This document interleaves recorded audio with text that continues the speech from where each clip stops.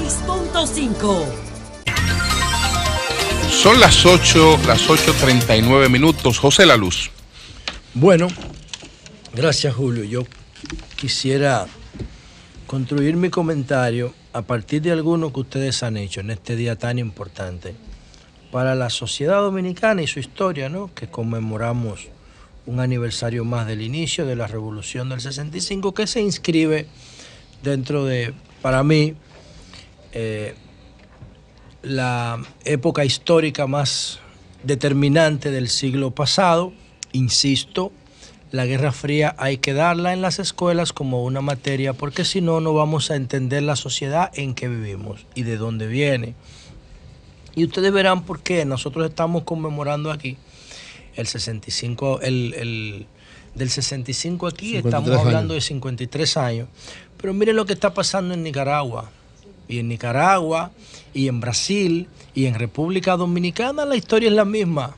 Después que Estados Unidos promovió el golpe de Estado aquí en septiembre de 1963, se fue a Brasil y hizo lo mismo. Y promovió un golpe de Estado allá e instauró la dictadura militar en Brasil. Aquí no la pudo instalar porque la dictadura militar aquí se rajó. Y vinieron con el alumno de Trujillo, Balaguer, que era una pieza confiable para ellos. Pero en Nicaragua hicieron lo mismo. En 4 años después de instalar a Trujillo, instalaron a Somoza García en Nicaragua. Y de esa lucha con la dictadura militar de Somoza, que es una dictadura que eso hay que estudiarlo, particularmente hablando, porque era una especie de dictadura concentrada en un clan familiar, porque después de él vino su hijo, Somoza de Baile, Tachito, y en ese fragor es que se forma el pensamiento de Sandino, de César Augusto Sandino, que tuvo vínculos con dominicanos, porque Ercilia Pepín era una gran admiradora de Sandino. Incluso en la biografía de Sandino se menciona a Ercilia Pepín como que le llevó un homenaje. No, le mandó una bandera bordada por las estudiantes del colegio que ella dirigía en Santiago. Bueno, entonces... Y Sandino le devolvió en ese contexto se forma el movimiento revolucionario, y Sandino tenía formación, aunque era un líder de la base de la sociedad, tenía formación intelectual, tenía formación ideológica, y el sandinismo está ahí. Hay un libro de Sergio Ramírez, que ayer ganó el premio en España, el premio Cervantes, que se llama El pensamiento vivo de Sandino, que nos permite ver que en el caso del sandinismo, independientemente de la derivación pragmática de los Ortega en Nicaragua, el pensamiento de Sandino sí tenía una base ideológica, nos gustara o no. ¿Por qué yo cito el tema de la base ideológica? Bueno, porque yo provengo de un partido que era una escuela de pensamiento ideológico durante la Guerra Fría. Nacimos en 1973 finales, 1974, y el PLD fue una escuela de pensamiento para enseñar a pensar los jóvenes políticos dominicanos. ¿Y por qué Juan Bosch tenía esa preocupación de enseñarlos a pensar ideológicamente? Porque Juan Bosch se había ido del PRD, y Juan Bosch decía que el PRD y el balaguerismo son lo mismo en términos sociológicos e ideológicos, y que había que crear una clase política distinta para que pudiera promover los cambios y las reformas que necesitaba la República Dominicana en los intentos de crear una clase con una visión progresista de la sociedad.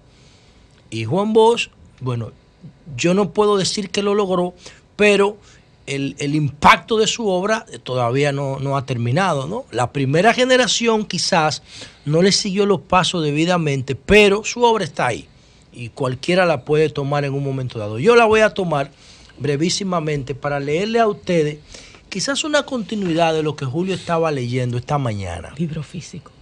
Sí, tomo este libro físico porque lo que voy a leer no está en un libro de Don Juan, sino en un artículo.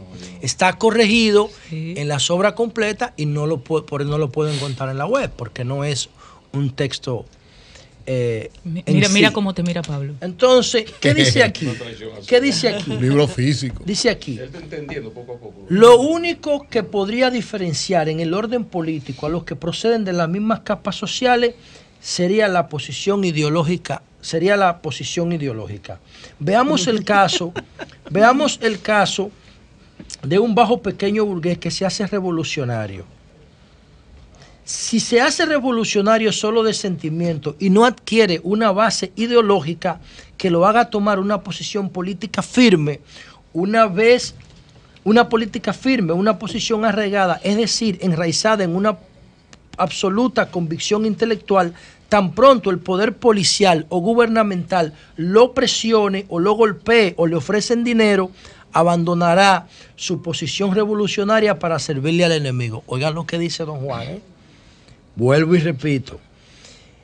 En el caso de los bajos pequeños burgueses pobres, uno que se hace revolucionario, si el revolucionario lo es solo de sentimiento y no adquiere una base ideológica que lo haga tomar una posición firme, piensen en Ortega, piensen en Lula, piensen aquí en República Dominicana, piensen en el caso de la ONSA, piensen en Odebrecht, y no adquiere una base ideológica que lo haga tomar una posición política firme, una posición arraigada, es decir, enraizada en una absoluta convicción intelectual, tan pronto el poder policial o el poder gubernamental lo golpea o le ofrecen dinero suficiente, abandona su posición revolucionaria y pasa a servirle al contrario. ¿Estás escuchando lo que dice Juan Bo?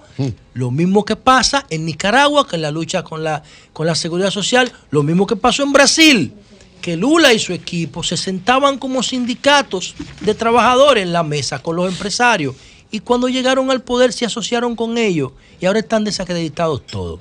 ¿Ven lo que dice Juan Bo? Cuando la actividad política no está fundamentada en ideas, en principios, en ideología. Entonces él sigue diciendo, en el proceso que lo lleva de revolucionario a Calié, oiga, es increíble, la fuerza que lo empuja es la de su origen social y lo único que lo habría librado de esa fuerza era la adquisición de una fuerza ideológica que sustituyera la de su origen social. Y esa fuerza sustituta tenía que ser una sola, la convicción de su ideología. Y dice él, ahora bien, ¿qué pasa con el balaguerismo y el PRDismo? El balaguerismo y el PRDismo no se preocupan del aspecto ideológico en su lucha política. Esos dos sectores de la población dominicana tienen una posición ideológica igual. Ni siquiera se interrogan a sí mismos en relación con ella, porque se trata de una posición vivida, no pensada. Don Juan dice que esos dos sectores son instintivos. Dice, asumen posiciones vividas, no pensadas. Se trata de una posición creada por la sociedad en que viven, que ellos han adoptado de manera natural e inconsciente. Y estamos hablando del balaguerismo y del PRDismo como de dos totalidades partidistas, no de las personas que componen esos partidos. Y él fue presidente. Socialmente, PRDismo y balaguerismo son, con dos nombres distintos, la misma cosa. Bueno. ¿Por qué yo cito esto a don Juan? ¿Oíste, Melton? ¿Quién lo diría? ¿Oíste, Melton Pineda? ¿Por qué yo cito a don Juan?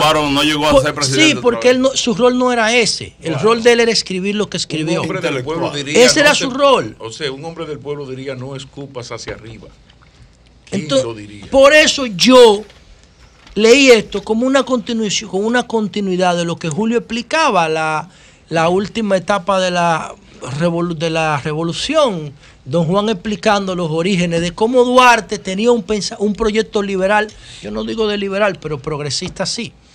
Tenía un proyecto progresista y el conservadurismo de Santana, de Báez, de Lilí, de Trujillo, de Balaguer, lo castró. No es eso lo que él dice, sí. No es eso lo que él dice que lo castró. Pero eso lo estoy diciendo yo. No, pero lo que él indica que lo castró es la falta de una sociedad, es decir, tú querer desarrollar un proyecto burgués sin burgueses, sí, un proyecto liberal.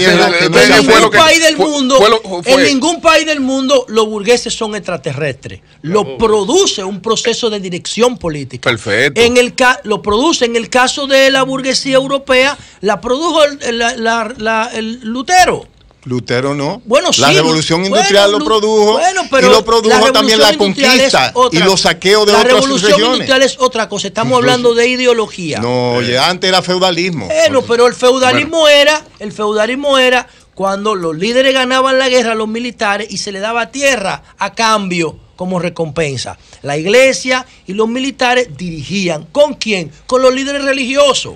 Los que estaban por encima de los líderes feudales pero la eran los líderes religiosos. La revolución industrial. Eso es otra cosa. Fue la revolución industrial. Es otra cosa. Lo que quiero decir es lo siguiente. En la República Dominicana, nosotros tenemos uno de los más grandes pensadores de América como base ideológica del partido que tiene 20 años en el poder. Pero ese partido, en el año de 1998, que ahora cumple años la muerte de Peña, el próximo mes, en el año de 1998, hasta la muerte de Peña, sufrió un cambio abrupto porque el PLD perdió todas las elecciones municipales y congresionales por la muerte de Peña, que yo pienso que fue un voto de luto. Un homenaje a Peña. Pero eso impactó mucho el PLD, que perdió Peña todo y 2 años después perdió el poder. Y ese proceso del 98 al 2000 hizo que el PLD cambiara toda su forma de ser política. Toda su identidad política se convirtió en un partido pragmático, en una maquinaria ciega y mecánica de ganar elecciones. Y hemos sido exitosos porque hemos ganado 5 de 6. La única que perdimos fue la del 2000. Pero después del cambio, después del ajuste de pasar de un partido vertical a un partido horizontal, el PLD nunca ha perdido unas elecciones. Perdió la del 2002, pero no eran presidenciales. Pero después las ganó todas. Desde después que cambió, se convirtió de un partido vertical a uno horizontal. ¿Qué es lo que ocurre con esto? Lo que ocurre con esto es que cuando tú tienes un partido que solamente sirve para ganar elecciones y descuida toda su identidad, entonces ese partido se gasta en el tiempo, es desechable. No hay motivación para seguir luchando. Y eso fue lo que pasó en Brasil. En Brasil, el efecto de mano mágica de mejorar 30 millones de pobres, dándole todo el negocio económico a los empresarios ricos, es un proceso que no genera adhesiones, que no provoca que la gente se levante de su casa a luchar más allá de sus necesidades básicas. Ese es un comportamiento animal. Eso es lo mismo que hacen los animales, salir todos los días a buscarse su comida y a tratar de que no lo maten en la calle. Eso es lo que está pasando aquí. La gente sale a buscarse su comida y a tratar de que no lo maten en la calle. Y en el proceso se meten 2 potes de romo, 2 jumbo, o un tabaco de marihuana para disipar lo otro. Pero no hay una motivación para tú levantarte a tratar de que tu sociedad sea mejor. Esa mejoría se produce por un efecto de mano mágica cuando los liderazgos son electorales, no son ideológicos. ¿Y qué es lo que yo digo con esto? Bueno, tenemos que armonizar ese pragmatismo peledeísta de ahora con la base ideológica que tiene el Partido de la Liberación Dominicana. Y yo quería ilustrarlo brevemente con 3 casos. El de Nicaragua, que ya ha cobrado 30 vidas, porque el gobierno está proponiendo una reforma a la seguridad social que aumenta la cuota de los contribuyentes y aumenta la edad de pensión. Ya la suspendió. Y la suspendió, pero antes de eso, 30 muertos en la calle, incluyendo un periodista. Y ahora que sigan matando, porque es la conspiración que está en la calle. Bueno, el otro tema es el caso que puso María Elena. Antes del caso que puso María Elena, lo de Nicaragua tiene que servirnos de espejo a nosotros. En el año 2001, la clase política dominicana, porque no fue solamente el PLD, aunque el PLD empezó a trabajar el proyecto, Hipólito llegó al poder y en el 2001 se aprobó la ley 87-01, que puso en manos de 10 familias la seguridad social dominicana. Y eso está acumulando dinero y lo están administrando unas 10 o 15 familias. La clase política, lo mismo que en Brasil, postrada a los intereses de cierto grupo económico. Y eso está acumulando dinero. El mismo año de la crisis de Baninter empezaron las AFP. Ya la crisis de Baninter va por 540,000 millones de pesos en deuda. Y el dinero de los trabajadores está financiando esa crisis. Porque todo el dinero de la AFP el gobierno se lo coge prestado a los bancos. Es un círculo vicioso. En algún momento va a explotar. Cada vez que la tasa de cambio se devalúa un punto, yo me preocupo. Porque ese dinero pierde valor. el que está acumulado en las AFP. ¿Qué yo le digo a los líderes de la AFP? ¿Ustedes van a esperar que pase lo de Nicaragua? ¿O ustedes le van a promover la reforma a esa ley que la gente le está reclamando ahora?